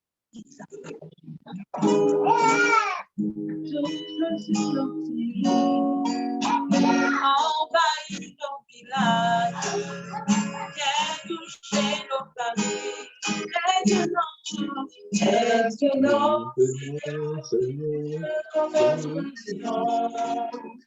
veux guérir les nations. Le monde est écrit. Tu es celui qui ouvre les yeux des aveugles. Tu es celui qui chante des vies. Tu prononces une parole et tes vies et tes morts.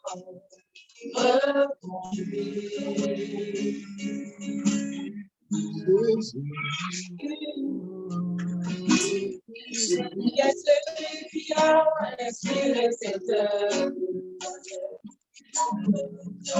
Il amènera du troupeau.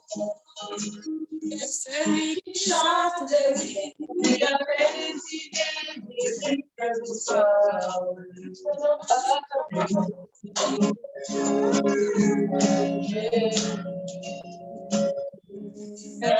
Maintenant, Seigneur, tu es sur nos pays, envahis nos villages, viens toucher nos familles. Maintenant, Seigneur, fais connaître le nom qui peut guérir les nations. Maintenant, Seigneur, tout sur nos pays, envahis nos villages, viens toucher nos familles. Maintenant, Seigneur, fais connaître le nom qui peut guérir les nations. Le nom de Jésus-Christ. Fais tomber la pluie d'en haut. Fais tomber la pluie du ciel. Fais tomber la pluie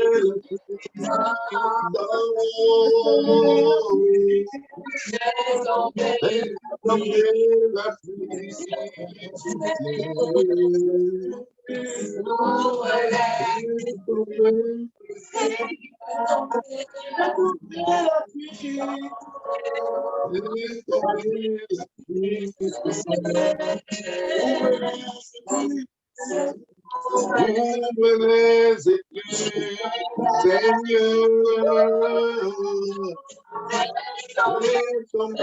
la pluie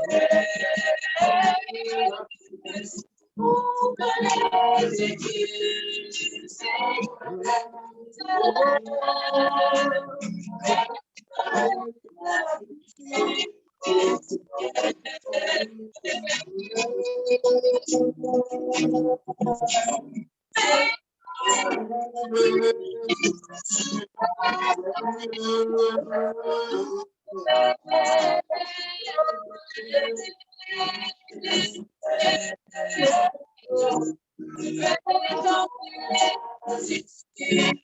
fais tomber la pluie.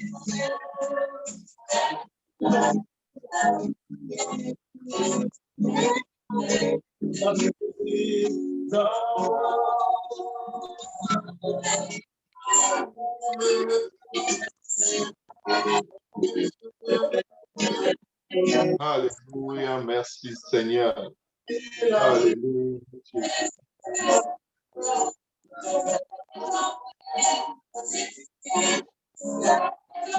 Je crois qu'on a beaucoup d'écho.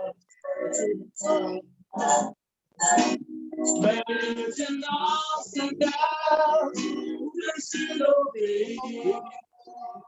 Maintenant,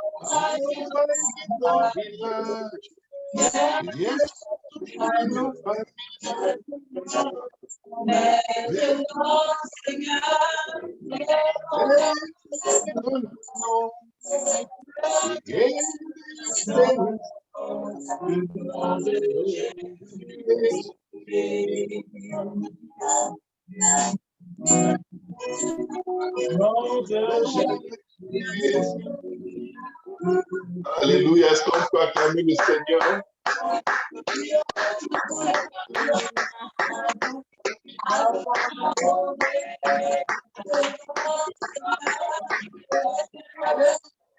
Merci.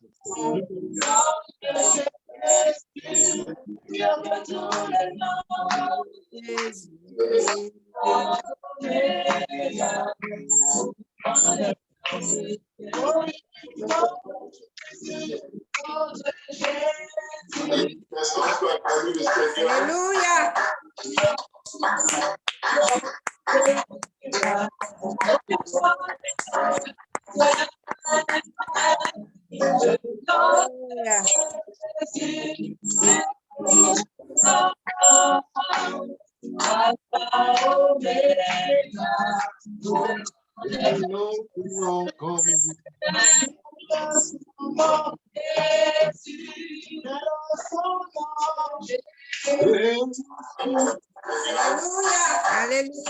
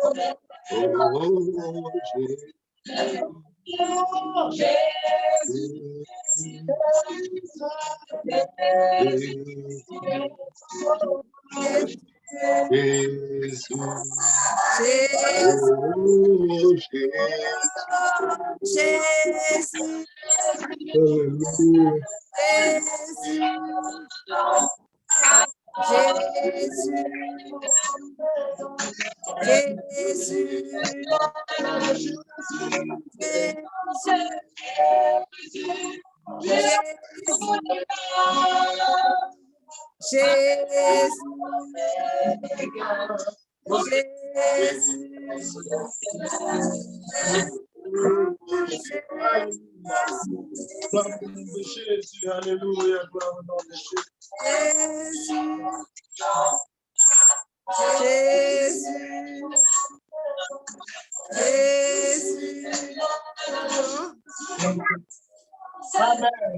Amen. Amen. Amen. Gloire au nom de Jésus. Alléluia. Amen. Est-ce qu'on est tous ensemble? Alléluia. Alléluia. Gloire au nom de Jésus. Je salue tout le monde ce soir. Ceux qui sont en train de regarder le service en direct sur leur ordinateur ou leur téléphone, s'ils peuvent couper le son juste un moment. Alléluia. Gloire au nom de Jésus. Que le Seigneur Jésus vous bénisse, qu'il vous fortifie. Merci pour vos prières, merci pour tout le soutien. Le Seigneur est grand, le Seigneur est au contrôle. Alléluia. Merci encore à tous ceux qui ont participé. Nous allons continuer de prier. Nous sommes au début du mois. C'est un temps pour jeûner et prier extra. Battons-nous à faire toujours le meilleur de nous-mêmes. Amen. Avec l'aide du Seigneur, en sachant qu'à tout ce que Dieu attend de nous est attaché une grande récompense. Amen. Nous ne servons pas Dieu en vain. La parole de Dieu dit, je ne vous ai point demandé de me servir en vain. Certainement, Dieu est en train de travailler et il va faire des grandes choses. Amen. Priez pour moi que je revienne vite. J'ai hâte d'être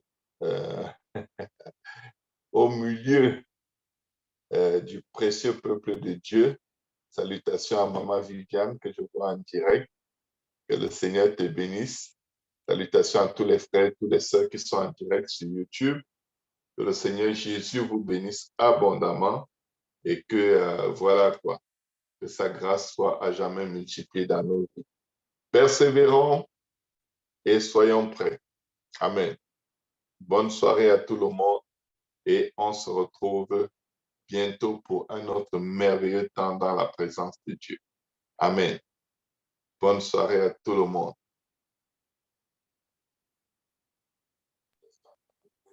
Bonne soirée. Merci, bonne soirée. Allez vous coucher là. Bon dodo. C'est vrai qu'ici, il est 2h57. C'est ça. Je vais essayer.